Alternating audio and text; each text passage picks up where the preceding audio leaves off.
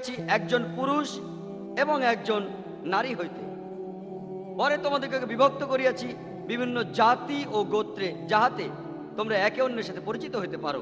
এজন্য নয় যে তোমরা একে অন্যকে ঘৃণা করিবে। তোমাদের মধ্যে আল্লাহর নিকট সেই ব্যক্তি অধিক মর্যাদা সম্পন্ন যে তোমাদের মধ্যে অধিক মুত্তাকি।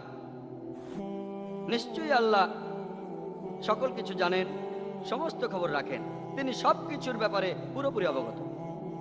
পবিত্র কোরআনের এই আয়াত বলছে যে, হে মানব জাতি, আমি তোমাদিগকে সৃষ্টি করিয়াছি এক জোড়া পুরুষ এবং নারী থেকে, যার অর্থ এই পুরো মানব জাতি জন্ম নিয়েছে মাত্র এক জোড়া পুরুষ এবং নারী থেকে। এই পৃথিবীতে যত মানুষ আছে তাদের সবার পূর্বপুরুষ একজনই। আল্লাহ তাআলা এখানে আরো বলেছেন যে, পরে তোমাদিগকে আলাদা করেছি বিভিন্ন জাতি আর গোত্রে, যাতে তোমরা পরিচিত হইতে পারো। এজন্য নয় যে তোমরা ঘৃণা করিবে আর একে অন্যের সহিত যুদ্ধ করিবে। আর এখানে আল্লাহ সুবহানাহু ওয়া তাআলার বিচার করার মানদণ্ডটা হলো, এই আয়াত বলছে বিচারের মানদণ্ডটা কোনো লিঙ্গ, গোত্র, বর্ণ বা সম্পদ নয়, কিন্তু মানদণ্ড হলো তাকওয়া, যার অর্থ আল্লাহকে মানা, ধর্মনিষ্ঠতা আর ন্যায়পরায়ণতা। আর যে ব্যক্তি বেশি ন্যায়পরায়ণ, বেশি ধার্মিক, বেশি আল্লাহকে মানে, আল্লাহর দৃষ্টিতে সে ব্যক্তি অধিক মর্যাদা সম্পন্ন। আর আল্লাহ সমস্ত খবর রাখেন আর সব কিছুর ব্যাপারে পুরোপুরি অবগত। এছাড়াও পবিত্র কোরআনে সূরা আল রুমের 22 নম্বর আয়াতে উল্লেখ করা আছে যে, আর তাহার নিদর্শনাবলীর মধ্যে রহিয়াছে আকাশমণ্ডলী এবং পৃথিবীর সৃষ্টি এবং তোমাদের ভাষা ও তোমাদের বর্ণের বৈচিত্র্য। নিশ্চয়ই ইহাতে জ্ঞানীদের জন্য বহু নিদর্শন রহিয়াছে। পবিত্র কোরআন বলছে যে আল্লাহ সুবহানাহু ওয়া তাআলা সৃষ্টি করেছেন বিভিন্ন প্রকারের ভাষা আর বিভিন্ন বর্ণ, কালো রঙের মানুষ, সাদা, বাদামি, হলুদ। আর এগুলো হলো নিদর্শন। মানুষের মধ্যে এই ভাষা আর বর্ণের বৈচিত্র্য অন্যকে ঘৃণা করার জন্য নয়, কারণ প্রত্যেকটি ভাষা, এই পৃথিবীতে যতগুলো ভাষা আছে তার প্রত্যেকটি সুন্দর। আপনার হাসি লাগতে পারে যদি ভাষাটা অন্যরকম লাগে, যদি আগে ভাষাটা না শুনে থাকেন তাহলে হাস্যকর লাগতে পারে, কিন্তু যে মানুষগুলো ওই ভাষায় কথা বলে তাদের কাছে এটাই পৃথিবীর সবচেয়ে সুন্দর ভাষা। তাই আল্লাহ বলেছেন তিনি সৃষ্টি করেছেন বিভিন্ন প্রকারের ভাষা আর বর্ণ, যাতে করে তোমরা একে অন্যের সাথে পরিচিত হওয়ার সুযোগ পাও। আর পবিত্র কোরআনে সূরা আল ইসরার 70 নম্বর আয়াতে উল্লেখ আছে যে, ওয়ালাকাদ কাররামনা বানি আদম, যে আল্লাহ সুবহানাহু ওয়া তাআলা সর্বশক্তিমান ঈশ্বর আদমের সন্তানদের মর্যাদা দান করেছেন। আল্লাহ এটা বলেননি যে তিনি মর্যাদা দান করেছেন শুধু আরবদের অথবা আমেরিকানদের অথবা কোনো বিশেষ জাতিকে, বরং সর্বশক্তিমান আল্লাহ মর্যাদা দিয়েছেন আদম আলাইহিস সালামের সব সন্তানকে, সে যাই হোক, জাতি, গোত্র, বর্ণ বা লিঙ্গ। আর পৃথিবীর অনেক বিশ্বাস, পৃথিবীর অনেক ধর্মই বিশ্বাস করে যে আজকের মানুষ জাতি পৃথিবীতে এসেছে একটি মাত্র যুগল থেকে। তারা হলেন আদম আর হাওয়া আলাইহিস সালাম। তবে কিছু ধর্মবিশ্বাস আছে যেগুলো বলে যে শুধুমাত্র নারী জাতির অপরাধের কারণেই, অর্থাৎ হাওয়া আলাইহিস সালাম, শুধুমাত্র তার কারণেই মানুষ অপরাধ নিয়ে জন্মগ্রহণ করে। আর মানুষ জাতির এই অধঃপতনের জন্য তারা শুধুমাত্র নারী অর্থাৎ হাওয়াকে দায়ী করে। আসলে পবিত্র কোরআনে আদম এবং হাওয়া আলাইহিস সালামের ব্যাপারে অনেকবার বলা হয়েছে, কিন্তু এর প্রত্যেকটি জায়গাতেই এই অপরাধের দায়ভার দুজনের উপরই সমানভাবে দেওয়া হয়েছে। আদম এবং হাওয়া দুজনেই অপরাধী। আর পবিত্র কোরআনে সূরা আরাফে 19 থেকে 27 নম্বর আয়াতে উল্লেখ আছে আদম আর হাওয়া আলাইহিস সালাম, তাদের কথা বলা হয়েছে 1 ডজনেরও বেশি বার। পবিত্র কোরআন বলছে যে তারা দুজনেই আল্লাহ তাআলার নির্দেশ অমান্য করে অপরাধ করেছিল। তারা দুজনেই অনুতপ্ত ছিল আর দুজনকে ক্ষমা করা হয়েছিল। এই অপরাধের জন্য তারা দুজনেই সমানভাবে দায়ী। পবিত্র কোরআনে আপনি এমন কোনো আয়াত খুঁজে পাবেন না যেখানে শুধু হাওয়া আলাইহিস সালামের উপর এই দায়টা দেওয়া হয়েছে। তবে পবিত্র কোরআনে একটা আয়াত আছে সূরা তাহার 121 নম্বর আয়াতে বলা হয়েছে যে আদম আলাইহিস সালাম আল্লাহর নির্দেশ অমান্য করেছিলেন। তবে কোরআন পড়লে দেখতে পাবেন দুজনকেই এই অপরাধের জন্য সমানভাবে দায়ী করা হয়েছে। দুজনে অনুতপ্ত ছিল আর দুজনকে ক্ষমা করা হয়েছিল। দুজনকে তাকেই ক্ষমা করা হয়েছে। আর কিছু ধর্মবিশ্বাস এখানে বলছে যে যেহেতু হাওয়া আল্লাহর নির্দেশ অমান্য করেছিলেন আর মানুষ জাতির অপরাধের জন্য দায়ী, যেটার সাথে ইসলাম একমত না, আল্লাহ তাআলা নারীদের অভিশাপ দিয়েছেন আর বলেছেন যে তারা প্রসব বেদনা অনুভব করবে। অর্থাৎ কারো কারো মতে গর্ভধারণ একটা অভিশাপ, আর এই কথার সাথে ইসলাম একমত না। এবং পবিত্র কোরআন পড়লে আপনারা জানতে পারবেন, সূরা নিসার 1 নম্বর আয়াতে বলা হয়েছে যে গর্ভ তোমাকে ধারণ করে তাকে শ্রদ্ধা করো। ইসলাম ধর্মে গর্ভধারণ কোনো নারীকে ছোট করে না, তাকে আরো বড় করে। পবিত্র কোরআনে সূরা লোকমানের 14 নম্বর আয়াতে উল্লেখ আছে যে হে মানব জাতি, আমি তোমাদের পিতামাতার প্রতি সদাচরণের নির্দেশ দিয়েছি। কষ্টের পর কষ্ট বরণ করিয়া জননী সন্তানকে গর্ভে ধারণ করে এবং তাহার দুধ ছাড়ানো হয় 2 বৎসর বয়সে। এছাড়াও পবিত্র কোরআনে সূরা আহকাফের 15 নম্বর আয়াতে আছে, আমি মানুষকে তাহার পিতামাতার প্রতি সদয় ব্যবহারের নির্দেশ দিয়েছি। কষ্টের সাথে জননী তাহাকে গর্ভে ধারণ করে এবং কষ্টের সাথে জননী তাহাকে জন্ম দেয়। গর্ভধারণ নারীকে বড় করে, কখনোই তাকে ছোট করে না। আর ইসলাম ধর্মে পুরুষ এবং নারী উভয়ই সমান। এছাড়া একটি হাদিস অনুযায়ী, যার উল্লেখ আছে সহিহ বুখারীতে 8 নম্বর খণ্ডে বুক অব আদাবের 2য় অধ্যায়ের 2 নম্বর হাদিস, একবার এক লোক আমাদের মহানবী সাল্লাল্লাহু আলাইহি সাল্লামের কাছে, নবীজির কাছে গেলেন আর প্রশ্ন করলেন, এই পৃথিবীতে আমি কাকে সবচাইতে বেশি ভালোবাসবো আর সহমর্মিতা জানাবো? নবীজি উত্তরে বললেন, তোমার মা। লোকটা প্রশ্ন করলো, এরপর কাকে? নবীজি বললেন, তোমার মা। লোকটা আবার প্রশ্ন করলো, তারপর কাকে জানাবো? নবীজি তৃতীয়বারের মতো উত্তর দিলেন, তোমার মাকে। লোকটি আবার প্রশ্ন করলো, এরপর কাকে জানাবো? তখন নবীজি বললেন, তোমার বাবা। এক কথায় 75% ভালোবাসা, সন্তানের 4 ভাগের 3 ভাগ ভালোবাসা আর সহমর্মিতার দাবিদার হলেন মা। 25% অর্থাৎ 4 ভাগের 1 ভাগ ভালোবাসার দাবিদার বাবা। আরেক কথায় আমাদের মা গোল্ড মেডেল পাচ্ছেন, সিলভার মেডেল পাচ্ছেন, এমনকি ব্রোঞ্জটাও পাচ্ছেন। বাবাকে এখানে সন্তুষ্ট থাকতে হচ্ছে শুধু একটা সান্ত্বনা পুরস্কার নিয়ে।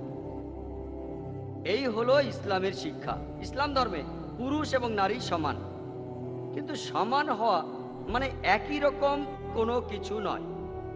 অনেকের মধ্যে ভুল ধারণা আছে, বিশেষ করে যখন ইসলামী নারীদের নিয়ে কথা বলা হয়। অনেক মুসলিম আর অমুসলিমের এটা নিয়ে ভুল ধারণা আছে। এই ভুল ধারণাগুলো দূর করা যায় যদি আপনারা ঠিকভাবে কোরআন আর সহিহ হাদিস পড়েন। আমি আগেই বলেছি, পুরুষ এবং নারী উভয়ই সমান, তবে সমান হওয়া মানে একই রকম কোনো কিছু নয়। আপনাদের একটা উদাহরণ দেই, যে ধরুন একটা ক্লাসে কিছু ছাত্র আছে, 2 জন ছাত্র, ধরুন এ আর বি, তারা দুজনেই প্রথম হলো আর তারা দুজনেই 100-র মধ্যে 80 নম্বর পেল। কিন্তু আপনি যদি পরীক্ষার খাতা দেখেন, মনে করেন 10টা প্রশ্ন ছিল, প্রত্যেকটাতে 10 নম্বর করে। প্রথম প্রশ্নে যার নাম এ, সে 10-এ 9 পেল। যার নাম বি, সে পেল 10-এর মধ্যে 7। তাহলে 1 নম্বর প্রশ্নে যার নাম এ, সে বি এর চাইতে সুবিধাজনক অবস্থানে আছে। 2 নম্বর প্রশ্নে যার নাম বি, সে 10-এ পেল 9, আর যার নাম এ, সে পেল 10-এ 7। তাহলে 2 নম্বর প্রশ্নে যার নাম বি, সে এবার থাকলো কিছুটা সুবিধাজনক অবস্থানে। এর পরের 8টা প্রশ্নেই দুজনেই 10-এর ভেতর 8 পেল। এখন যদি এই দুজনের সবগুলো প্রশ্নের নাম্বার যোগ করেন, দুজনেই 100-র মধ্যে পেল 80। যদি ভালো করে দেখেন, এ আর বি এই দুজন ছাত্রই সব মিলিয়ে সমান। কিছু কিছু প্রশ্নে এ কিছুটা সুবিধাজনক অবস্থানে আছে, কিছু কিছু প্রশ্নের উত্তরে বি কিছুটা সুবিধাজনক অবস্থানে আছে, কিন্তু সব মিলিয়ে দুজনই সমান। একইভাবে ইসলাম ধর্মে পুরুষ এবং নারী উভয়ই সমান। ইসলাম ধর্মে ভ্রাতৃত্ব শুধু একথাই বলে না যে পুরুষ আর নারী উভয়ই সমান। ইসলামের সর্বজনীন ভ্রাতৃত্ব বলে যে জাতি গোত পাশাপাশি পুরুষ আর নারীও সব মিলিয়ে সমান। ইসলামে পুরুষ এবং নারী সমান, তবে কিছু কিছু ক্ষেত্রে পুরুষ সুবিধাজনক অবস্থানে আছে, কিছু ক্ষেত্রে নারী সুবিধাজনক অবস্থানে আছে, তবে সব মিলিয়ে তারা দুজনেই সমান। যেমন ধরুন, যদি আমার ঘরে ডাকাত এসে ঢোকে, আমি কথা বলবো না যে আমি নারীর অধিকারে বিশ্বাস করি, আমি নারী স্বাধীনতায় বিশ্বাস করি, আর তাই আমার বোন, আমার স্ত্রী, আমার মা গিয়ে ডাকাতের সাথে যুদ্ধ করবে। কারণ আল্লাহ পবিত্র কোরআনে সূরা নিসা 34 নম্বর আয়াতে বলেছেন যে আল্লাহ সুবহানাহু ওয়া তাআলা পুরুষকে নারীর চেয়ে বেশি শক্তি দিয়েছেন, অর্থাৎ পুরুষের শক্তি নারীর চেয়ে বেশি। তাহলে শক্তির কথা বলা হলে পুরুষ সুবিধাজনক অবস্থানে আছে। যেহেতু তাদের শক্তি বেশি দেওয়া হয়েছে, তাই পুরুষের দায়িত্ব হলো নারীকে রক্ষা করা। এখানে পুরুষ আছে সুবিধাজনক অবস্থানে। ভালোবাসা আর সহমর্মিতার কথা বলা হলে বাবা মার প্রতি সন্তানের ভালোবাসা, নারী কিছুটা সুবিধাজনক অবস্থানে আছে। আমি আগেই বলেছিলাম যে মা 3 গুণ বেশি ভালোবাসা আর সহমর্মিতা পান বাবার তুলনায়। এখানে নারী সুবিধাজনক অবস্থানে। তবে সব মিলিয়ে আপনি দেখবেন যে নারী আর পুরুষ ইসলাম সমান। আর বিস্তারিত জানার জন্য আপনারা আমার ভিডিও ক্যাসেট দেখতে পারেন। আমি ইসলামে নারীর অধিকার নিয়ে বক্তৃতা দিয়েছি। এটা কি আধুনিক না সেকেলে, এটা প্রথম অংশ অর্থাৎ আমার লেকচার। আর দ্বিতীয় অংশে আছে প্রশ্নোত্তর পর্ব। এখানে এই ব্যাপারে বিস্তারিত বলা হয়েছে। আর মানুষের মনে যে ভুল ধারণাগুলো আছে সেগুলোকে এখানে দূর করা হয়েছে। আর এই লেকচারে আমি নারী জাতির অধিকারগুলোকে ইসলাম অনুযায়ী 6 ভাগে ভাগ করেছি। আধ্যাত্মিক অধিকার, অর্থনৈতিক অধিকার, সামাজিক অধিকার, আইনগত অধিকার, শিক্ষাগত অধিকার এবং রাজনৈতিক অধিকার। আর আমি এখানে বলেছি যে সব মিলিয়ে পুরুষ এবং নারী উভয় সমান। ইসলামের সর্বশক্তিমান স্রষ্টার ধারণা, আল্লাহ তাআলার ধারণা এমন নয় যে সর্বশক্তিমান স্রষ্টা আল্লাহ সুবহানাহু ওয়া তাআলা হলেন একজন দেবতা কোনো বিশেষ জাতির কাছে অথবা বিশেষ কিছু লোকের কাছে। পবিত্র কোরআনের সূরা ফাতিহায় উল্লেখ আছে যে আলহামদুলিল্লাহি রাব্বিল আলামিন, সকল প্রশংসা জগৎসমূহের প্রতিপালকের। এখানে সর্বশক্তিমান ঈশ্বরকে বলা হচ্ছে রাব্বুল আলামিন, জগৎসমূহের প্রতিপালক।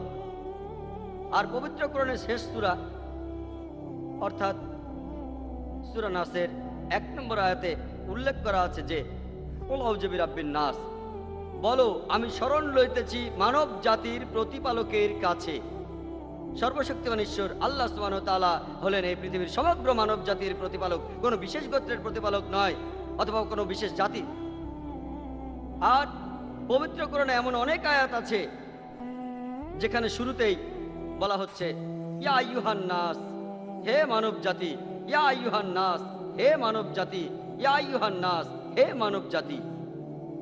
আর আমি আমার লেকচারের শুরুতে পবিত্র কোরআনের একটা আয়াত বলেছিলাম যার শুরুতেই ছিল ইয়া আইয়ুহান নাস, হে মানব জাতি। আর আল্লাহ তাআলার পবিত্র কোরআনে সূরা আল বাকারার 168 নম্বর আয়াতে উল্লেখ আছে যে ইয়া আইয়ুহান নাস, হে মানব জাতি। পৃথিবীতে যাহা কিছু বৈধ ও পবিত্র খাদ্যবস্তু তাহা তোমরা আহার করো এবং শয়তানের পদাঙ্ক অনুসরণ করিও না, কারণ নিশ্চয়ই সে তোমাদের প্রকাশ্য শত্রু। ইসলামে পৃথিবীর সর্বজনীন ভ্রাতৃত্ব বজায় রাখার জন্য রয়েছে একটি নৈতিক অনুশাসন, রয়েছে একটি নৈতিক নিয়ম। আর এই অনুশাসনে পৃথিবীতে সর্বজনীন ভ্রাতৃত্ব বজায় রাখা সম্ভব পুরো বিশ্ব ব্রহ্মাণ্ডে। পবিত্র কোরআনে সূরা মাইদার 32 নম্বর আয়াতে উল্লেখ আছে যে যদি কেউ অন্য কাউকে হত্যা করে এবং যদি সেটা নরহত্যা অথবা ধ্বংসাত্মক কাজের জন্য না হয়, তাহলে সে যেন পুরো মানব জাতিকেই হত্যা করলো, সব মানুষকেই। আর যদি কোনো ব্যক্তি কারো জীবন বাঁচায়, তাহলে সে যেন পুরো মানব জাতিকেই বাঁচালো, সব মানুষকে।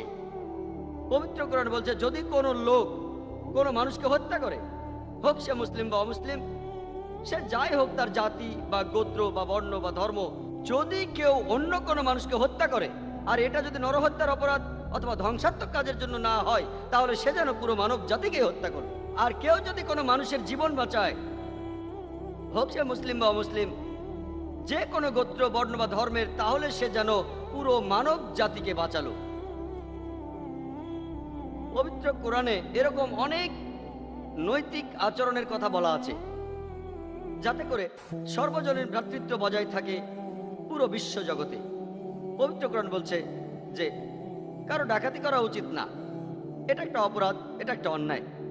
ইসলামের জাকাতের একটা নিয়ম রয়েছে, যে কোনো একজন ধনী ব্যক্তি যার কাছে তার নিসার অপেক্ষা বেশি সম্পদ আছে, 85 গ্রাম সোনা, সেই ধনী ব্যক্তি তখন সেই সম্পদের 2.5% প্রতি হিজরি সালে দান করবে। যদি পৃথিবীর প্রত্যেকটি মানুষ জাকাত দিত, তাহলে এই পৃথিবীতে দারিদ্র বলে কিছু থাকতো না, তাহলে এই পৃথিবীতে একজন মানুষও অনাহারে মারা যেত না। আরাইতাল্লাযী ইউকাযযিবু বিদ্দীন, فذلك الذي يدعو اليتيم তাহলে এই পৃথিবীতে একজন মানুষও অনাহারে মারা যেত না। পবিত্র কোরআন বলছে তোমার প্রতিবেশীকে ভালোবাসো এবং সাহায্য করো। পবিত্র কোরআনে সূরা মাউনের 1 থেকে 7 নম্বর আয়াতে উল্লেখ আছে যে أرأيت الذي يكذب بالدين فذلك الذي يدعو اليتيم ولا يحض على طعام المسكين وويل للمصلين الذين هم عن صلاتهم ساهون الذين هم يراءون ويمنعون الماعون তুমি কি দেখিয়াছো তাহাকে যে ব্যক্তি কর্মফলকে অস্বীকার করে এবং যে ইয়াতিমকে রূঢ়ভাবে তাড়াইয়া দেয় এবং যে অভাবগ্রস্তকে খাদ্য দানে উৎসাহ দেয় না। দুর্ভোগ তাহাদের যাহারা সালাত সম্পর্কে উদাসীন, দুর্ভোগ তাহাদের যাহারা লোক দেখানোর জন্য উহা করে এবং গৃহস্থালীর প্রয়োজনীয় ছোটখাটো সাহায্য দানে বিরত থাকে। পবিত্র কোরআন বলছে যে দুর্ভোগ তাহাদের যাহারা গৃহস্থালীর ছোটখাটো কাজেও কাউকে সাহায্য করে না। আর আমাদের প্রিয় নবী মুহাম্মদ সাল্লাল্লাহু আলাইহি সাল্লাম বলেছেন যে সেই ব্যক্তি মুসলমান নয় যে তার প্রতিবেশীদের অনাহারে রেখে নিজে ভরপেটে শুয়ে থাকে। তার অর্থ কোনো ব্যক্তি যদি ভরপেটে ঘরে ঘুমিয়ে থাকে, অর্থাৎ সে ভালো খাবার খায় আর তার প্রতিবেশী ক্ষুধার্ত থাকে, সে ব্যক্তি আল্লাহ এবং রাসূলের নির্দেশ মেনে চলে না। পবিত্র কোরআন বলছে যে তোমরা অমিতব্যয়ী হও না। আল্লাহ তাআলা পবিত্র কোরআনের সূরা ইসরায় 26 এবং 27 নম্বর আয়াতে উল্লেখ করেছেন যে তোমার সম্পদের অপব্যয় করিও না একজন অমিতব্যয়ী লোকের মতো, কারণ নিশ্চয়ই অপব্যয়কারী অমিতব্যয়ী লোক হলো শয়তানের ভাই। আপনি যদি অপব্যয়ী হন তাহলে অবশ্যই আপনি সর্বজনের ভ্রাতৃত্বে ব্যাঘাত ঘটাবেন, কারণ স্বাভাবিকভাবেই যদি কেউ অপব্যয় করে তাতে করে বিদ্বেষ তৈরি হয় আর শত্রুতা তৈরি হয়। এতে করে ভাইদের মধ্যে ঈর্ষা জন্মায়। একজন মানুষ ডাকাতি করবে না, সে অন্যের উপকার করবে, সে তার প্রতিবেশীদের সাহায্য করবে। এই সবগুলোই হলো পবিত্র কোরআন অনুযায়ী নৈতিক আচরণ। কোরআনের পরে আরো বলছে যে তোমরা ঘুষ দেবে না। পবিত্র কোরআনের সূরা বাকারার 188 নম্বর আয়াতে উল্লেখ আছে যে তোমরা একে অন্যের সম্পদ গ্রাস করিও না এবং পেশ করিও না উহা বিচারকদের নিকট, যাহাতে তোমরা অন্য মানুষের সম্পদ অন্যায়ভাবে গ্রাস করো। অর্থাৎ তোমাদের সম্পদ ব্যবহার করে বিচারকদের ঘুষ দিও না, যাতে করে তোমরা অন্য মানুষের সম্পত্তি গ্রাস করতে পারো। আপনার ভাইয়ের সম্পত্তি গ্রাস করাটাকে ইসলাম মেনে নেয় না।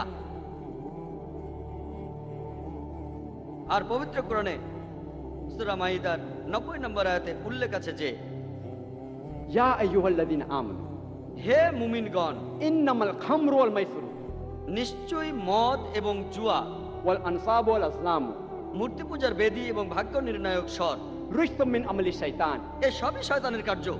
فاجتنبوا لعلكم تفلحون উহা বর্জন করো যাতে সফল কাম হতে পারো। পবিত্র কোরআন বলছে তোমরা পুরোপুরি বর্জন করো মাদকদ্রব্য, অ্যালকোহল, ড্রাগস, বর্জন করো জুয়া, মূর্তি পূজার বেদী, ভাগ্য নির্ণায়ক স্বর। এই সব কিছু শয়তানের কার্য।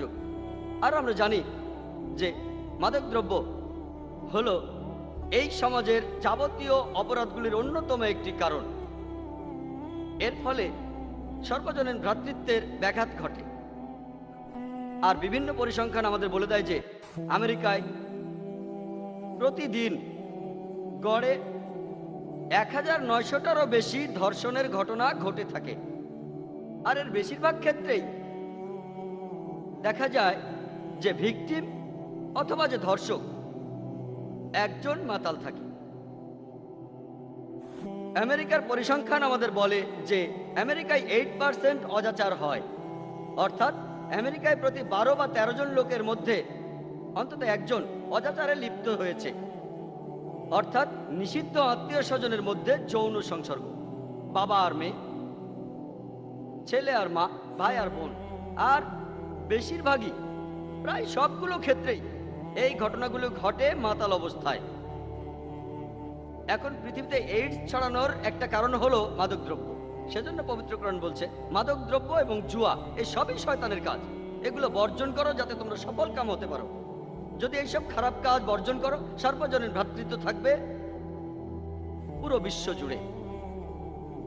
আল্লাহ পবিত্র কোরআনে সূরা ইসরার 32 নম্বর আয়াতে বলেছেন যে আর তোমরা জিনার নিকটবর্তী হইও না, কারণ ইহা নিকৃষ্ট আচরণ, ইহা ক্ষতিকর আর অন্যান্য ক্ষতির পথগুলো খুলে দেয়। ইসলাম জিনা করার বিরুদ্ধে। আল্লাহ পবিত্র কোরআনে সূরা আল হুজুরাতের 11 এবং 12 নম্বর আয়াতে উল্লেখ করেছেন যে या अय्युहल्लज़ीना आमनू, হে মুমিনগণ, কোন পুরুষ যেন অপর কোন পুরুষকে উপহাস না করে, কেননা সে উপহাসকারী অপেক্ষা উত্তম হতে পারে। কোন নারী অপর কোন নারীকে যেন উপহাস না করে, কেননা সে উপহাসকারিণী অপেক্ষা উত্তম হতে পারে। একে অপরকে দোষারোপ করিও না, এবং তোমরা একে অপরকে মন্দ নামে ডাকিও না। অনুমান হতে দূরে থাকো, কারণ বেশিরভাগ ক্ষেত্রে অনুমান করা পাপ।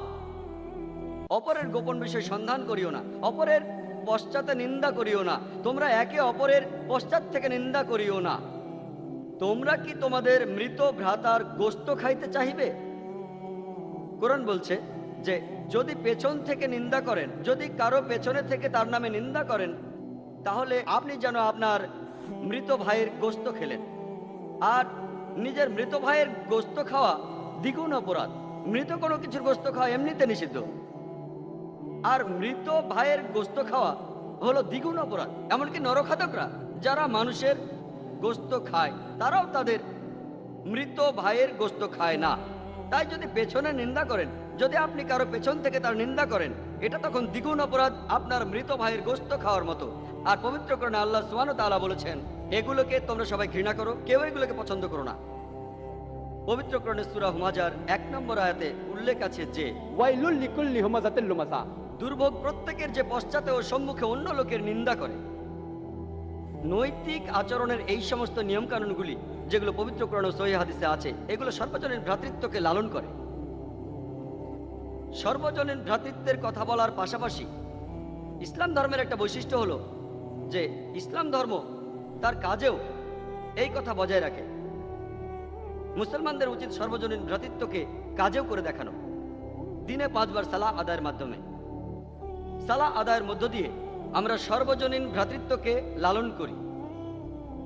এছাড়াও সহিহ বুখারীর প্রথম খণ্ডে বুক অব আজানে 75 নম্বর অধ্যায়ের 692 নম্বর হাদিসে উল্লেখ আছে, হযরত আনাস রাদিয়াল্লাহু তাআলা আনহু বলেছেন যে আমরা যখন সালাহ আদায় করতাম, পাশের লোকের কাঁধের সাথে আমাদের কাঁধ লেগে যেত, আমাদের পা পাশের জনের পায়ে লাগতো।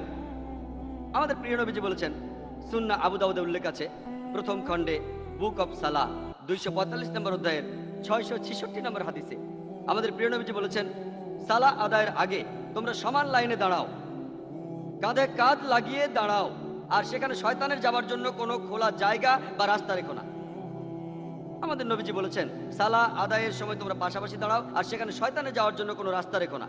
নবীজি সেই রকম কোনো শয়তানের কথা বলছেন না যাকে আপনারা ওনিডা টিভির অ্যাডে দেখেছেন। ওনিডা টিভির অ্যাড দেখেছেন, দুটো সিংহের একটা লেজওয়ালা শয়তান। আমাদের নবীজি এ ধরনের শয়তানের কথা বলেননি। এখানে শয়তান হলো বিভিন্ন বৈষম্য, জাতিগত, গোত্রগত, বর্ণগত, সম্পদের। সেখানে হতে পারে যে তারা ধনী বা গরিব, সে হোক রাজা বা ফকির। আপনি যখনই নামাজ আদায় করেন, যখনই সালাহ আদায় করেন, কাঁধে কাঁধ লাগিয়ে দাঁড়ান, যাতে করে ভ্রাতৃত্ব আরো দৃঢ় হয়। যেসব বৈষম্য জাতির, গোত্রের, বর্ণের, সম্পদের, সেগুলো আপনাদের মধ্যে থাকবে না। আর বিশ্বজনীন ভ্রাতৃত্বের সবচেয়ে বড় উদাহরণ হলো ইসলাম ধর্মের তীর্থযাত্রা, অর্থাৎ হজ পালন করা। প্রায় 25 লক্ষ মানুষ পৃথিবীর বিভিন্ন প্রান্ত থেকে সেই সময় মক্কায় আসেন হজ পালনের জন্য। মানুষ আসে পৃথিবীর বিভিন্ন জায়গা থেকে, America, Canada, England, Singapore, Malaysia, India, Pakistan, Indonesia, বিভিন্ন জায়গা থেকে মানুষ আসে। আর এই সময় তারা 2 খণ্ডের সেলাই ছাড়া কাপড় পরেন, আর কাপড়টা সাদা রঙের। এখানে আপনার বোঝার উপায় নেই আপনার পাশে যে আছে সে রাজা না ফকির। এটা বিশ্বজনীন ভ্রাতৃত্বের সবচেয়ে বড় দৃষ্টান্ত। পৃথিবীর এটাই সবচেয়ে বড় লোক সমাগম। প্রতি বছর 25 লক্ষ মানুষ সেখানে জড়ো হয়। আর আপনার পাশে যে লোক দাঁড়িয়ে আছে, আপনি বুঝতেই পারবেন না সেই লোক রাজা না ফকির। সেখানে হোক তারা ধনী বা গরিব, কালো বা সাদা, আপনি পৃথিবীর যে জায়গা থেকে আসেন, আপনারা সবাই একই রকম কাপড় পরবেন। আর আমাদের প্রিয় নবী মুহাম্মদ সাল্লাল্লাহু আলাইহি ওয়াসাল্লাম হজের সময় বলেছেন যে ঈশ্বর কেবলমাত্র একজনই, আর একজন আরব কখনোই একজন অনারবের চেয়ে বড় নয়, অথবা একজন অনারব একজন আরবের চেয়ে কখনো বড় নয়। সাদা কখনোই কালোর চেয়ে বড় নয়, বা কালো সাদার চেয়ে বড় নয়। এখানে বড় হওয়ার একটাই শর্ত, সেটা হলো তাকওয়া, অর্থাৎ ন্যায়পরায়ণতা, ধার্মিকতা আর আল্লাহকে মানা। সে আপনি যে জাতিতে জন্মগ্রহণ করুন, আপনার রং যাই হোক, এসব দিয়ে আপনি বড় হবেন না। আল্লাহ তাআলার দৃষ্টিতে সব মানুষই সমান। যদি আপনি বেশি ধার্মিক হন, আল্লাহকে মানেন, ন্যায়বান হন, তাহলে অন্য মানুষের তুলনায় আপনি বড় হবেন। আর হজ পালন করার সময় প্রত্যেক মানুষই বলতে থাকে, लब्बैक अल्लाहुम्मा लब्बैक लब्बैक ला शरीका लक लब्बैक इन्नल हम्दा वल निअमता लक वल मुल्क ला शरीका लक। তারা বলতেই থাকে লাব্বাইক আল্লাহুম্মা লাব্বাইক লাব্বাইক লা শারিকা লাকা লাব্বাইক। এরপর তারা হজ সেরে ফিরে চলে আসে, কিন্তু তাদের মাথার মধ্যে ঠিকই থাকে লাব্বাইক আল্লাহুম্মা লাব্বাইক, যার অর্থ আমি উপস্থিত হয়েছি আমার প্রতিপালক, আমি উপস্থিত হয়েছি। লাব্বাইক লা শারিকা লাকা লাব্বাইক, আমি উপস্থিত হয়েছি, আল্লাহর কোনো শরীক নেই, আমি উপস্থিত হয়েছি। ইন্নাল হামদা ওয়াল নিয়ামাতা, সকল প্রশংসায় আমাদের প্রতিপালকের জন্য, সকল উদারতা প্রতিপালকের। লাকা ওয়াল মুলক লা শারিকা লাক, আপনি এই বিশ্বজগতের সবকিছুর মালিক, বিশ্বজগতের মালিক, আর আপনার কোনো শরীক নেই। এটা মনের মধ্যে গেঁথে যায় যে লাব্বাইক আল্লাহুম্মা লাব্বাইক, উপস্থিত হয়েছি, হে আমার প্রতিপালক, আমি উপস্থিত হয়েছি। আর ইসলামে ধর্মবিশ্বাসের মূল কথা হলো বিশ্বাস করা এই বিশ্ব জগতের সৃষ্টিকর্তা আর রক্ষাকর্তা কেবলমাত্র একজনই, শুধুমাত্র তাকেই উপাসনা করা উচিত। আর এই একজন স্রষ্টায় বিশ্বাস করার মাধ্যমেই পৃথিবীতে সর্বজনীন ভ্রাতৃত্ব বজায় রাখা যায়। তার অর্থ একজন স্রষ্টাই এই পৃথিবীর সব মানুষকে সৃষ্টি করেছেন, এখানে হোক সে ধনী বা গরিব, হোক পুরুষ বা নারী, হোক সাদা বা কালো, আপনার গোত্র বর্ণ যাই হোক না কেন, আমরা সব মানুষই সমান, কারণ আমাদের বানিয়েছেন শুধুমাত্র একজন স্রষ্টা, একজন সৃষ্টিকর্তা, সর্বশক্তিমান আল্লাহ। শুধুমাত্র একজন স্রষ্টায় বিশ্বাস করলেই আপনি এই ভ্রাতৃত্ব বজায় রাখতে পারবেন। আর মূলত এই কারণেই পৃথিবীর প্রধান প্রধান ধর্মগুলি যারা সৃষ্টিকর্তার উপর বিশ্বাস করে সবকিছুর উপরে, সেগুলো শুধুমাত্র একজন সৃষ্টিকর্তাতেই বিশ্বাস করে। আর অক্সফোর্ড ডিকশনারির কথা অনুযায়ী ধর্ম শব্দের অর্থ মানুষকে নিয়ন্ত্রণ করে এমন কোনো শক্তি, স্রষ্টা বা দেবতা, যাকে উপাসনা করা আর বশ্যতা মানা উচিত। এক কথায়, যদি কোনো ধর্মকে ভালোভাবে বুঝতে চান, আপনাকে তাহলে বুঝতে হবে সেই ধর্মের সৃষ্টিকর্তার ধারণাটাকে। আর পৃথিবীর কোনো ধর্মের ঈশ্বরকে যদি আপনি ভালোভাবে বুঝতে চান, তাহলে আপনি সেই ধর্মের অনুসারীদের কাজগুলো দেখবেন না, কারণ অনেক অনুসারী আছে যারা নিজেরাই জানে না তাদের ধর্মগ্রন্থ কোন সৃষ্টিকর্তার কথা বলছে। এখানে সবচেয়ে ভালো উপায় হলো সেই বিশেষ ধর্মের ধর্মগ্রন্থগুলিতে সৃষ্টিকর্তার কথা কিভাবে বলেছে। আর আল্লাহ পবিত্র কোরআনে সূরা আল ইমরানের 64 নম্বর আয়াতে বলেছেন যে, कुल या अहलल किताब বলো হে কিতাবীগণ, तालौ इला कलमतिन सवाइन बैनना बैनकुम। এসো সেই কথায় যাহা তোমাদের এবং আমাদের মধ্যে একই। এখানে প্রথম কথাটা কি? अल्लाह नअबुदु इल्लल्लाह আমরা আল্লাহ ব্যতীত কাহার ইবাদত করি না, वला नुश्रिका बिहि शैय्यन আমরা কোনো কিছুকে তাহার শরীক করি না। वला यत्तखिद बादुना बादान अरबाबन मिन दुनिल्लाह যে আমাদের কেহ কাহাকেও আল্লাহ ব্যতীত রব হিসেবে গ্রহণ করি না। फाइन तवल्ला যদি তাহারা মুখ ফিরে এলো, फकुलु शदु তোমরা সাক্ষী থাকো, बिअन्ना मुस्लिमून। অবশ্যই আমরা মুসলমান, আমাদের ইচ্ছাকে আল্লাহর কাছে সমর্পণ করি। আল্লাহ এখানে আপনাকে দেখাচ্ছেন কিভাবে অন্য মানুষের সাথে কথা বলতে হবে। বলা হচ্ছে, तालौ इला कलमतिन सवाइन बैनना बैनकुम। এসো সেই কথায় যাহা আমাদের এবং তোমাদের মধ্যে একই। প্রথম কথাটা কি? अल्लाह नअबुदु इल्लल्लाह আমরা আল্লাহ ব্যতীত কাহার ইবাদত করি না, वला नुश्रिका बिहि शैय्यन। আমরা কোনো কিছুকে তাহার শরীক করি না। তাই পৃথিবীর কোনো ধর্মে সৃষ্টিকর্তার ধারণাকে যদি বুঝতে চান, তাহলে আপনাকে দেখতে হবে ধর্মগ্রন্থগুলিতে কিভাবে সৃষ্টিকর্তার কথা বলা হয়েছে। যদি আপনি সেই সৃষ্টিকর্তাকে বুঝতে পারেন, তাহলে ধর্মটাকেও বুঝতে পারবেন। আসুন আমরা প্রথমেই হিন্দু ধর্মের ঈশ্বরকে ভালোভাবে দেখি। যদি কোনো হিন্দুকে প্রশ্ন করেন, একজন সাধারণ হিন্দুকে, যে আপনার ধর্মে কতজন স্রষ্টা আছেন, কেউ বলবে 3 জন, কেউ বলবে 100 জন, কেউ বলবে 1000। এটার নাম হলো প্যান্থেইজম। সাধারণ হিন্দুরা বলবে যে সবকিছুই স্রষ্টা, গাছ স্রষ্টা, সূর্য স্রষ্টা, চাঁদ স্রষ্টা, বানর স্রষ্টা, মানুষের স্রষ্টা, সাপও স্রষ্টা। তবে আমরা মুসলমানরা বলি যে সবকিছু স্রষ্টা। স্রষ্টা শব্দটার পর একটা র, সবকিছুর মালিক হলেন স্রষ্টা। গাছের মালিক স্রষ্টা, সূর্যের মালিক স্রষ্টা, চাঁদের মালিক স্রষ্টা, বানরের মালিক স্রষ্টা, মানুষের মালিক স্রষ্টা, সাপের মালিকও স্রষ্টা। তবে হিন্দু আর মুসলিম আমাদের মধ্যে প্রধান পার্থক্যটা হলো যে সাধারণ একজন হিন্দু বলে সবকিছুই হলো স্রষ্টা, আর আমরা মুসলিমরা বলি সবকিছু স্রষ্টার। স্রষ্টা শব্দটার পরে একটা র। আমাদের প্রধান পার্থক্যটা হলো এই র অক্ষরটা। যদি আমরা এই র অক্ষরটার সমস্যার সমাধান করতে পারি, হিন্দু আর মুসলিমরা এক হতে পারবো। সেটা কিভাবে করব? কোরআন বলছে, تعالوا إلى كلمة سواء بيننا وبينكم এসো সেই কথায় যাহা আমাদের এবং তোমাদের মধ্যে এক। প্রথম কথাটা কি? ألا نعبد إلا الله। আমরা আল্লাহ ছাড়া কারো ইবাদত করি না। আর হিন্দু ধর্মের অনুসারীরা যে গ্রন্থটা সবচেয়ে বেশি পড়ে সেটা হলো ভগবদ গীতা। যদি আপনি ভগবদ গীতা পড়েন, ৬০ অধ্যায়ের ২০ অনুচ্ছেদে বলা হচ্ছে যে মানুষগুলোর জ্ঞান আর বুদ্ধিকে চুরি করে নিয়েছে জাগতিক আশা আকাঙ্ক্ষা, তারা অপদেবতার পুজো করে। তার অর্থ, যেসব মানুষের জ্ঞান বুদ্ধিকে জাগতিক আশা আকাঙ্ক্ষা চুরি করে নিয়েছে তারাই অপদেবতার পুজো করে এক সৃষ্টিকর্তাকে বাদ দিয়ে। আর আপনি যদি উপনিষদ পড়েন, হিন্দু ধর্মের আরেকটা পবিত্র ধর্মগ্রন্থ, এর উল্লেখ আছে ছন্দগীয় উপনিষদে ৬ষ্ঠ অধ্যায়ে ২য় পরিচ্ছেদের ১ম অনুচ্ছেদে। एकम एविद्वितीयम। সৃষ্টিকর্তা শুধুমাত্র একজনই, দ্বিতীয় কেউ নেই। এছাড়াও শ্বেতাক্ষেত্র উপনিষদে উল্লেখ আছে ৬ষ্ঠ অধ্যায়ের ৯ অনুচ্ছেদে। नाकस्य कसिज जनिता न कदिपा। এর মানে সৃষ্টিকর্তার, সর্বশক্তিমান স্রষ্টার কোনো প্রভুই নেই, আর তার কোনো মা বাবাও নেই। আরো উল্লেখ আছে শ্বেতাক্ষেত্র উপনিষদে ৪র্থ অধ্যায়ের ১৯ অনুচ্ছেদে, नातस्य प्रतिमा अस्ति। সৃষ্টিকর্তার কোনো প্রতিমূর্তি নেই। এছাড়াও শ্বেতাক্ষেত্র উপনিষদে ৪র্থ অধ্যায়ের ২০ অনুচ্ছেদে উল্লেখ আছে যে স্রষ্টার কোনো আকার নেই, কেউ তাকে চোখ দিয়ে দেখতে পায় না। হিন্দু ধর্মের সব গ্রন্থগুলির মধ্যে সবচেয়ে পবিত্র হলো বেদ। বেদ প্রধানত ৪ প্রকার: ঋগ্বেদ, যজুর্বেদ, সামবেদ আর অথর্ববেদ। আপনি যদি যজুর্বেদ ভালোভাবে পড়েন, সেখানে উল্লেখ আছে ৩২ অধ্যায়ের ৩ অনুচ্ছেদে, नातस्य प्रतिमा अस्ति। সৃষ্টিকর্তার কোনো প্রতিকৃতি নেই, সর্বশক্তিমান স্রষ্টার কোনো আকার নেই। এছাড়াও যজুর্বেদে ৪০ অধ্যায়ের ৮ অনুচ্ছেদে উল্লেখ আছে যে সর্বশক্তিমান স্রষ্টা নিরাকার এবং পবিত্র। আর যজুর্বেদে এর পরের অনুচ্ছেদে ৪০ অধ্যায়ের ৯ অনুচ্ছেদে উল্লেখ আছে যে अंधात्म उपविशन्ति या असम्भूतिम् उपास्ते।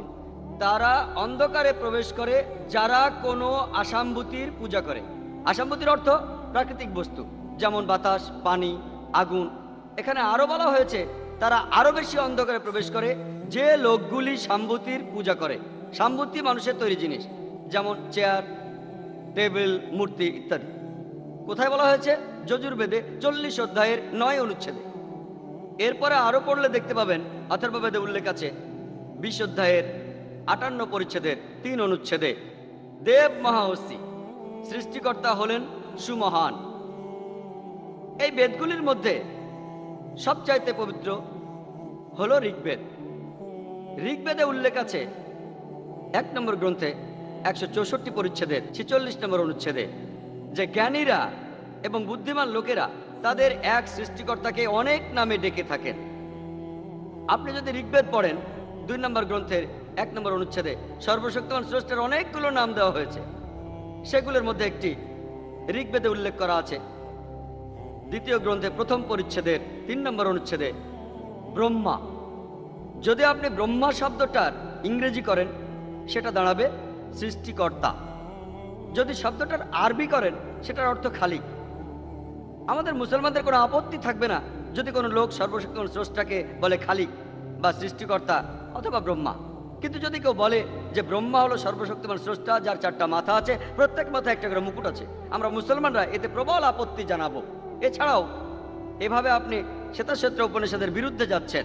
৬ষ্ঠ অধ্যায়ের ৯ নম্বর অনুচ্ছেদে বলা হয়েছে नातस्य प्रतिमा अस्ति। সৃষ্টিকর্তার কোনো প্রতিমা নেই। আপনি এখানে সৃষ্টিকর্তাকে আকার দিচ্ছেন। আরো একটা সুন্দর নাম বলা হয়েছে ঋগ্বেদে ২য় গ্রন্থে ১ম পরিচ্ছেদের ৩ নম্বর শ্লোকে, সেটা বিষ্ণু। যদি আপনি বিষ্ণু শব্দটার ইংরেজি করেন, শব্দটার একটা অর্থ দাঁড়ায় রক্ষাকর্তা, পালনকর্তা। যদি শব্দটার আরবি করেন, তার অর্থ হলো রব। আমাদের কোনো আপত্তি নেই যদি কেউ সর্বশক্তিমান স্রষ্টাকে বলে রব বা রক্ষাকর্তা বা পালনকর্তা বা বিষ্ণু। কিন্তু যদি কেউ বলে বিষ্ণু হলো সেই সৃষ্টিকর্তা যার 4টা হাত আছে, তার একটা হাতে আছে চক্র, একটা চাকা, আর একটা হাতে আছে পদ্ম। আমরা মুসলিমরা এতে প্রবল আপত্তি জানাবো। এছাড়াও আপনি সর্বশক্তিমান স্রষ্টাকে একটা আকার দিচ্ছেন, যজুর্বেদের বিরুদ্ধে যাচ্ছেন। 32 অধ্যায় 3 অনুচ্ছেদে উল্লেখ আছে না তস্য প্রতিমা अस्ति। সৃষ্টিকর্তার কোনো প্রতিমূর্তি নেই। এছাড়াও ঋগ্বেদে বলা হয়েছে 1ম অধ্যায়ের 1ম অনুচ্ছেদে মা চিদনিধি সংসদ। শুধু তাকেই বন্দনা করা উচিত, একমাত্র তাকেই উপাসনা করো। ঋগ্বেদে উল্লেখ করা আছে 6ষ্ঠ অধ্যায়ের 45 পরিচ্ছেদের 16 অনুচ্ছেদে या एक मुश्ती ही। ঈশ্বর মাত্র একজনই, শুধু তারই উপাসনা করো। আর ব্রহ্মসূত্র, যেটা হলো হিন্দু ধর্মের মূল বিশ্বাস, সেটা বলছে एकम ब्रह्म दुस्त्या नास्ते निया नास्ते किंचन। ভগবান একই है, दूसरा नहीं है, नहीं है, नहीं है, जरा भी नहीं है। স্রষ্টা মাত্র একজনই, দ্বিতীয় কেউ নেই, কেউ নেই, কেউ নেই, আর কখনো কেউ ছিলও না। আপনি যদি হিন্দু ধর্মগ্রন্থগুলো পড়েন, আপনি তাহলে হিন্দু ধর্মের সৃষ্টিকর্তার ধারণাকে ভালোভাবে বুঝতে পারবেন। আসুন এবার আমরা ইহুদি ধর্মে ঈশ্বরের ধারণা দেখি। এটার উল্লেখ আছে বুক অব ডিউটেরোনমিতে, ওল্ড টেস্টামেন্ট গ্রন্থে 6 নম্বর অধ্যায়ের 4 নম্বর অনুচ্ছেদে মুসা আলাইহিস সালাম বলেছেন যে क्षमा इस्राइलो अदना इलाहाइन अदना इखाद। এটা একটা হিব্রু উদ্ধৃতি, যার অর্থ হে ইসরায়েলবাসী, প্রভু আমাদের ঈশ্বর কেবলমাত্র একজনই। এছাড়াও আছে বুক অব আইজায়াতে 43 অধ্যায়ের 11 অনুচ্ছেদে একমাত্র আমি প্রভু, আর আমার পাশাপাশি অন্য কোনো রক্ষাকর্তা নেই। বুক অব আইজায়াতে উল্লেখ আছে 45 অধ্যায়ের 5 অনুচ্ছেদে আমি একমাত্র প্রভু, এছাড়া আর কোনো প্রভু নেই, আমার পাশাপাশি অন্য কোনো ঈশ্বর নেই।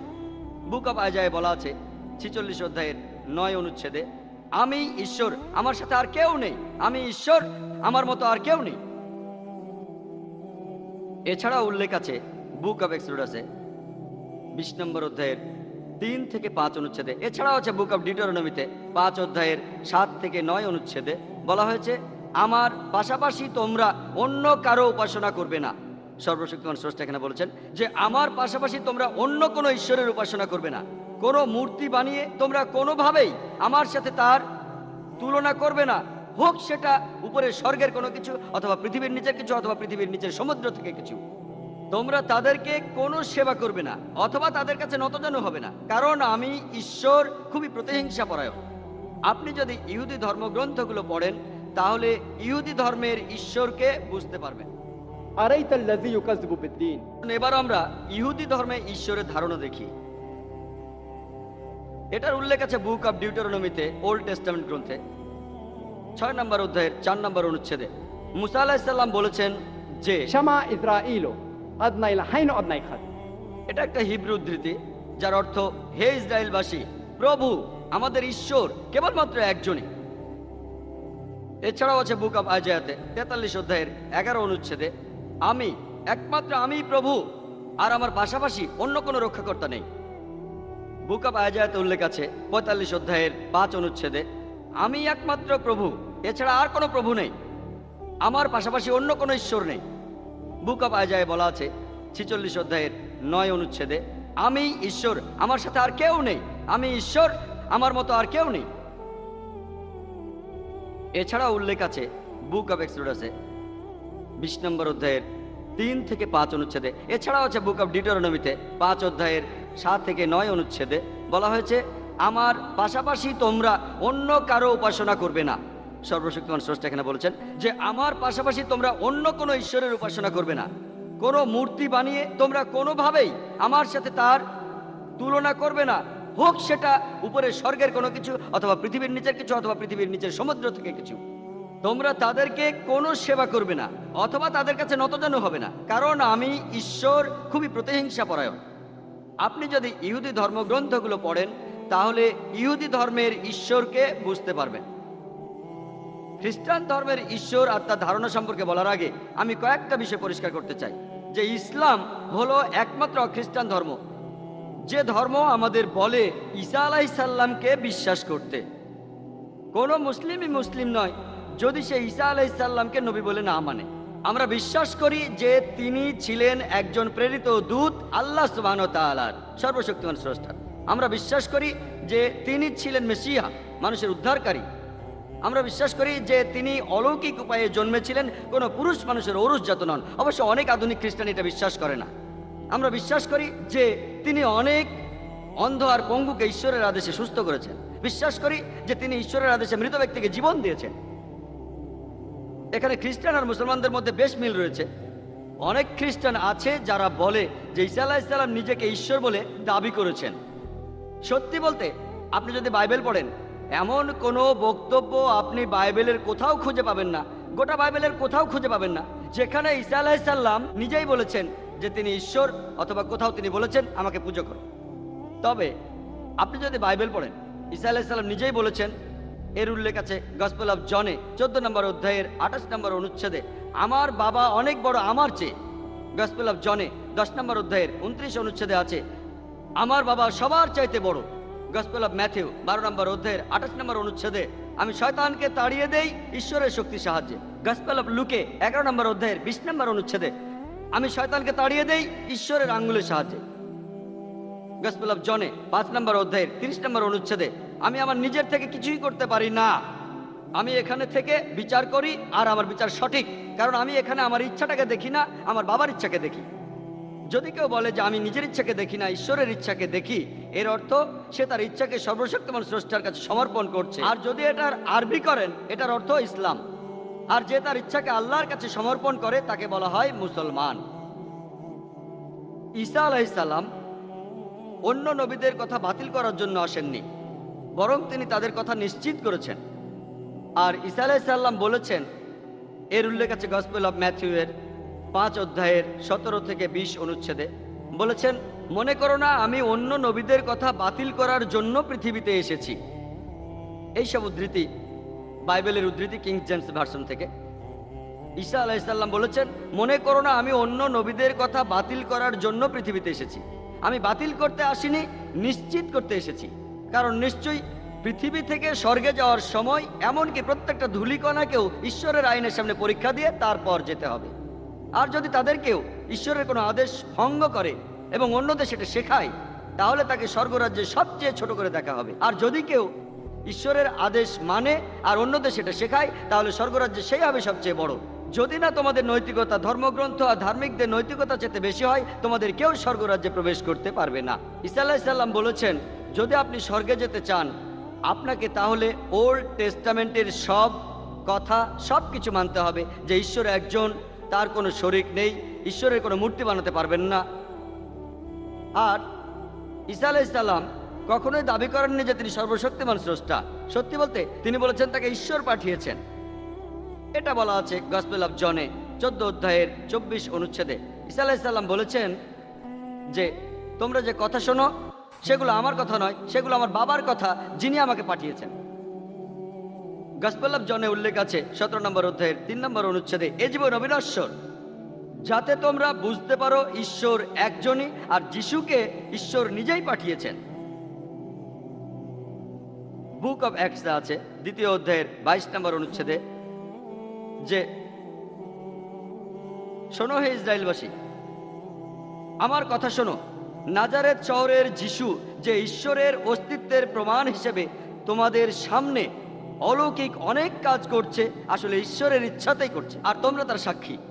বলা হয়েছে নাজারেত শহরে ঈসা আলাইহিস সালাম তিনি ঈশ্বরের অস্তিত্বের প্রমাণ হিসাবে অলৌকিক অনেক কিছুই করছেন কেবলমাত্র ঈশ্বরের ইচ্ছাতেই, আর তোমরা তার সাক্ষী। ঈসা আলাইহিস সালামকে যখন জিজ্ঞেস করা হলো ঈশ্বরের কোন আদেশটাকে সবার আগে মানতে হবে, তখন তিনি মুসা আলাইহিস সালাম যে কথাটা বলেছিলেন সেটাই বলেছেন। গসপেল অফ মার্কে আছে 12 নম্বর অধ্যায়ের 29 নম্বর অনুচ্ছেদে, হে ইসরায়েলবাসী, প্রভু আমাদের ঈশ্বর কেবলমাত্র একজনই। আপনি যদি বাইবেল পড়েন, তাহলে খ্রিস্টান ধর্মের ঈশ্বরের ধারণাকে ভালোভাবে বুঝতে পারবেন। আসুন এবার আমরা ইসলাম ধর্মের ঈশ্বরকে বোঝার চেষ্টা করি। ইসলাম ধর্মের স্রষ্টা সম্পর্কে ভালোভাবে বলতে গেলে আপনাকে তখন বলতে হবে পবিত্র কোরআনের সূরা ইখলাস 1 থেকে 4 নম্বর আয়াতে উল্লেখ আছে যে, কুল হুয়াল্লাহু আহাদ, বলো তিনি এক এবং অদ্বিতীয়। আল্লাহুস সামাদ, তিনি কখনোই কাহারও মুখাপেক্ষী নন। লাম ইয়ালিদ ওয়ালাম ইউলাদ, তিনি কাউকে জন্ম দেননি, কখনো জন্ম নেননি। ওয়া লাম ইয়াকুল্লাহু কুফুয়ান আহাদ, আর তাহার সমতুল্য কেউ নাই। এই হলো 4 লাইনের সংজ্ঞা ইসলাম ধর্মের ঈশ্বর সম্পর্কে। আল্লাহ সুবহানাহু ওয়া তাআলা যদি কেউ সর্বশক্তিমান স্রষ্টার কথা বলেন, যদি নিজেকে সর্বশক্তিমান ঈশ্বর বলে দাবি করেন, আমাদের মুসলমানদের কোনো আপত্তি থাকবে না সেই লোককে সর্বশক্তিমান ঈশ্বর বলে মানতে। প্রথমটা হলো কুল হুয়াল্লাহু আহাদ, বলো তিনি এক এবং অদ্বিতীয় আল্লাহ। দ্বিতীয়টা হলো আল্লাহুস সামাদ, তিনি কাহারও মুখাপেক্ষী নন। তৃতীয়টা লাম ইয়ালিদ ওয়া লাম ইউলাদ, তিনি কাউকে জন্ম দেননি, কখনো জন্ম নেননি। আর চতুর্থটা ওয়া লাম ইয়াকুল্লাহু কুফুয়ান আহাদ, আর তাহার সমতুল্য কেউ নাই। এই সূরা ইখলাস কোরআনের 112 নম্বর সূরা। এটা হলো থিওলজির পরশ পাথর। থিও অর্থ ঈশ্বর, লজি অর্থ জ্ঞান। সূরা ইখলাস পবিত্র কোরআনের 112 নম্বর সূরা।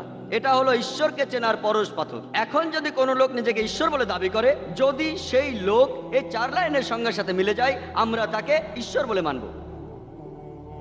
আর সর্বজনীন ভ্রাতৃত্ব বজায় রাখার জন্য এটা আবশ্যিক যে আপনি বিশ্বাস করবেন মাত্র একজন ঈশ্বরে।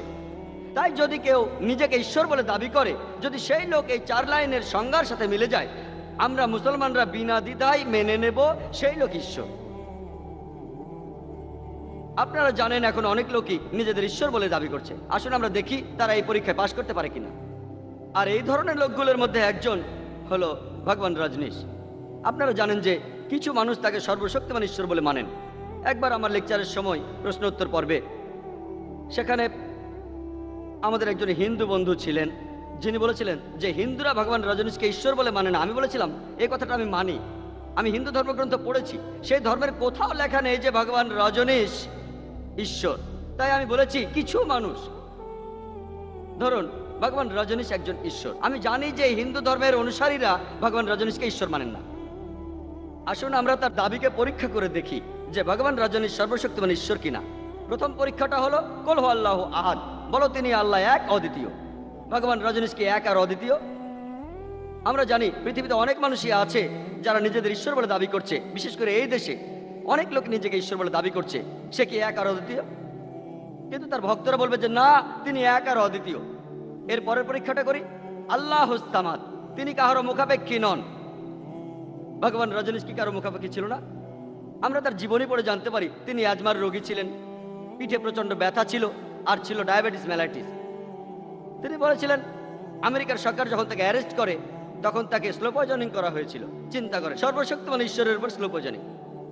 তৃতীয় পরীক্ষা হলো লাম ইয়ালিদ ওয়া লাম ইউলাদ, তিনি কাউকে জন্ম দেননি, কখনো জন্ম নেননি। আর আমরা জানি তার জীবনী থেকে যে রজনীশ মধ্যপ্রদেশে জন্মেছিলেন, তার একজন বাবা আর একজন মা ছিল, তারাও পরে রজনীশের ভক্ত হয়।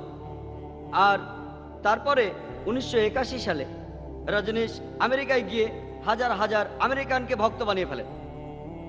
আর সেখানে অরিগন প্রদেশে